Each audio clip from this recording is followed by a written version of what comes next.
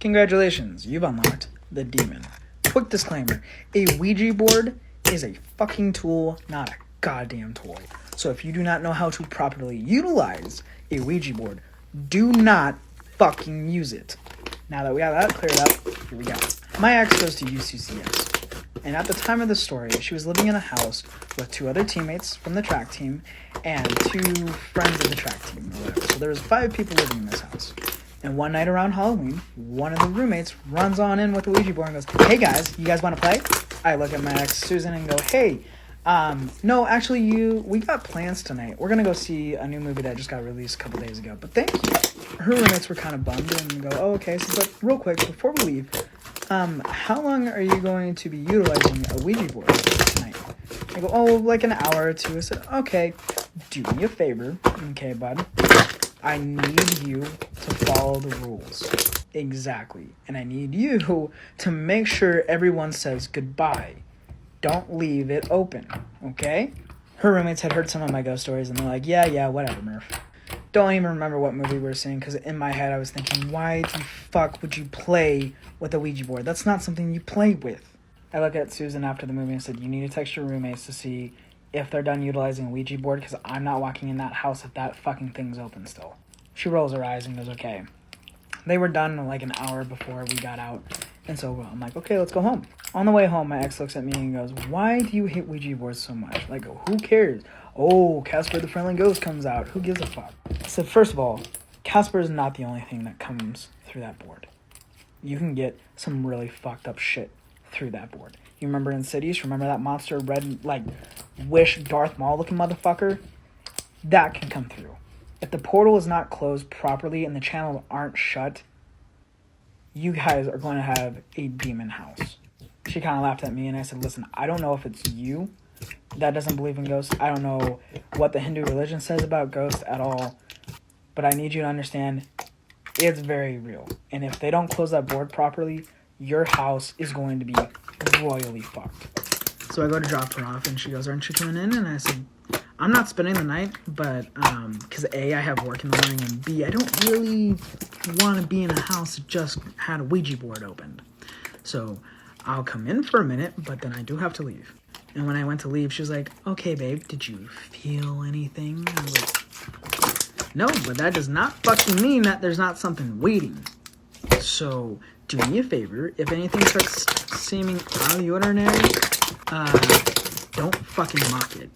She goes, "What are you talking about?" I said, I know you, and anything that seems somewhat paranormal, I don't know if it's just so that you can relax, but you always go, "Oh, it's just Casper." So yeah, don't do that, okay? She says, "Of course, love you," and I go back home. Well, I always visit on a Tuesday, so the following Tuesday showed up, and I went down to visit her. Before I even walked in, she goes, "Okay, before we go in, some weird shit did start happening after you left that night, and I don't know what exactly is going on." Okay, like what? Well, some shit's been getting moved, and when it's just us girls in the house, we've been hearing male voices, and we don't know what's going on, because it sounds like it's down in the basement, but there's no one there. What else? I may have called it Casper, and at that point in time, it was just the roommates that were being affected, but because I said it's just Casper, some shit's been happening to me. Well, of course it is, because I told you not to do something you didn't want to listen. Awesome. Good job. But not only that, apparently I'm the only one with a shadow figure.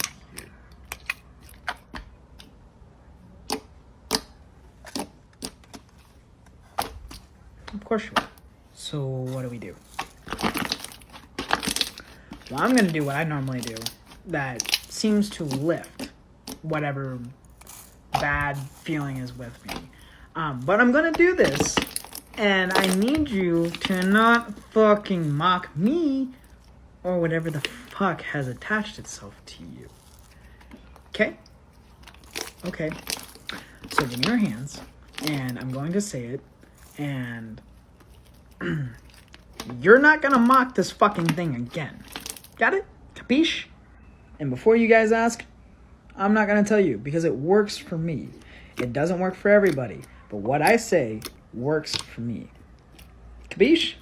I'm literally about to cry right now. Like, all of the puzzle pieces are just coming together. So yesterday, around like 3 p.m., my dad got home from work. He came home for like 20 minutes, and he left again to go to the gym. And as soon as my dad pulled out of the driveway and left the neighborhood, another car pulled in front of my house and started knocking on the door. And obviously, I didn't answer the door because, like, stranger danger, are you freaking kidding me? I'm not about to get kidnapped, honey. No, no, no. And I found it kind of odd how they knocked on my door and came to my house as soon as my dad left. Like, a little suspicious. So I'm looking through my window, looking who's at the front door, and it's this, like, older guy who looked familiar. It looked exactly like the big guy that was following me around Walmart the other day. And once I noticed that it was the guy that had followed me around Walmart, immediately broke down crying. My dad calls me, he's like, who's that guy at the door? I tell him the story about how I got followed around Walmart, and he's like, Kayla, stop freaking out. A lot of guys look like that. You may just be mixing things up in your mind. I promise it's not a big deal. I was like, okay. I won't psych myself out, so I just ignored it, didn't think anything of it, and I completely forgot about it.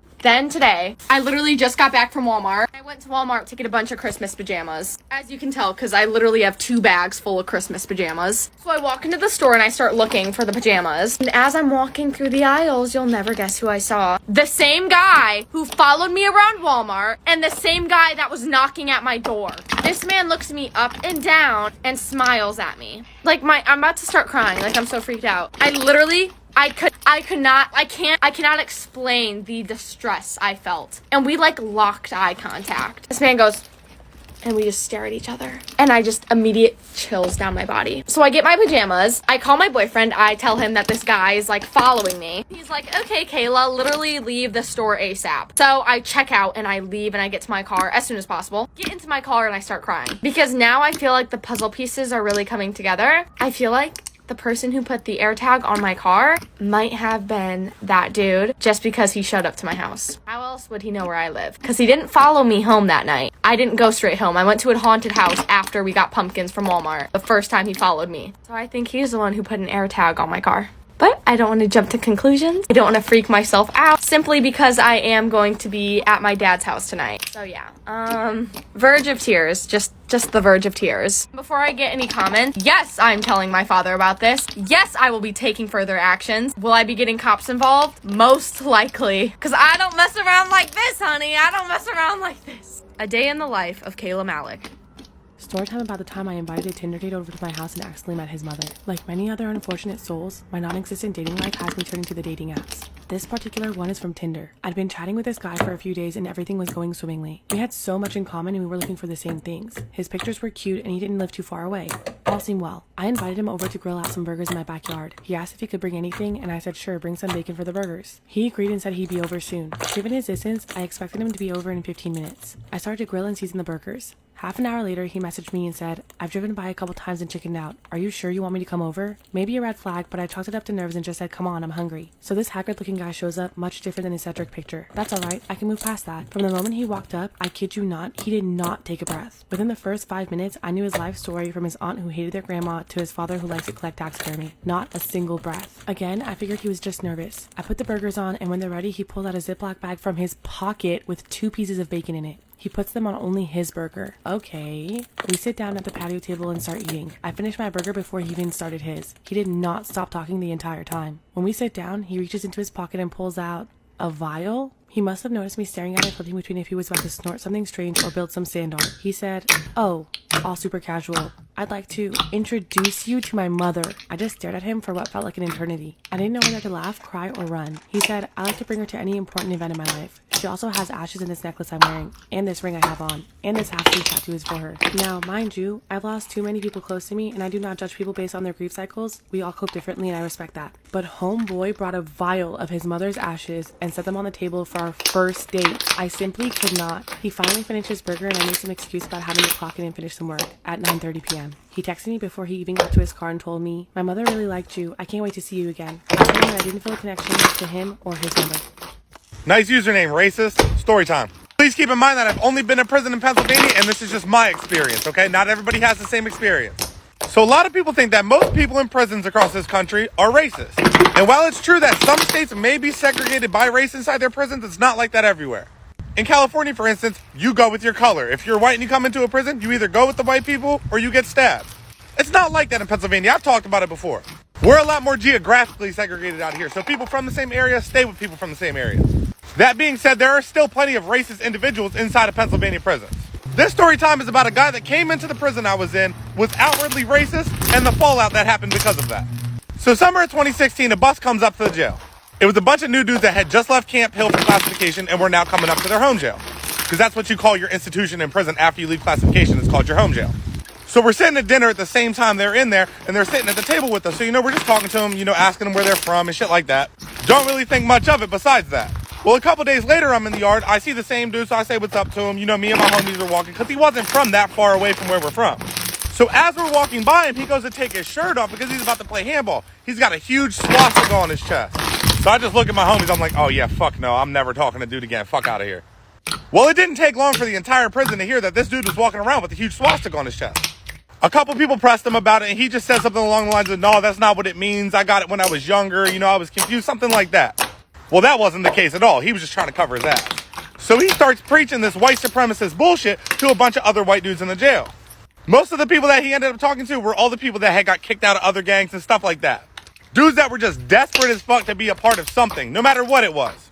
Mind you, other states have like the Aryan Brotherhood and stuff like that. They're not in Pennsylvania. Ad break, y'all. Download the link in my bio. It's called Dice Streams. It's super fun. I've been playing it every day. Thank you. So he's got a little gang of about 8 people that be walking around with them. Well, most of the other people in the prison besides them, they're not too happy about it because we don't fuck with that racist shit out here. So obviously there are racist people here in prison, but they're not outwardly racist. They're too pussy to let anybody know, so nobody really knows who they are. It's not too often that people are just outwardly racist walking around the jail causing an issue. So like a month later, it's night yard. Everybody's out in the yard. Everybody's chilling, right? It was like 90 out, so I wasn't trying to play ball because I couldn't get in the shower when I came in. So we walked over to the basketball court just to watch the games that they were playing. Well, as we walk by, the dude with the swastika goes running by to get the handball and runs into a black guy. Black guy turns, just starts throwing his hands, just starts beating his ass. Well, dude's homie sees it, so they run over to try to help. Well, then the other guy's homie seen it, and they run over to help. Next thing you know, the racists are getting beat up like 20 on 8. And they're getting beat bad. There's 3 people on each one of them getting their heads stomped in with boots and everything. And we're just all watching because, we don't give a fuck. That's on you. The COs run over with the mace, but the way that they spray it, it hits the wind, comes back, and hits everybody on the fucking basketball court. And we all just sit there and choke for 40 minutes. I'm in the field because I'm making a crop circle.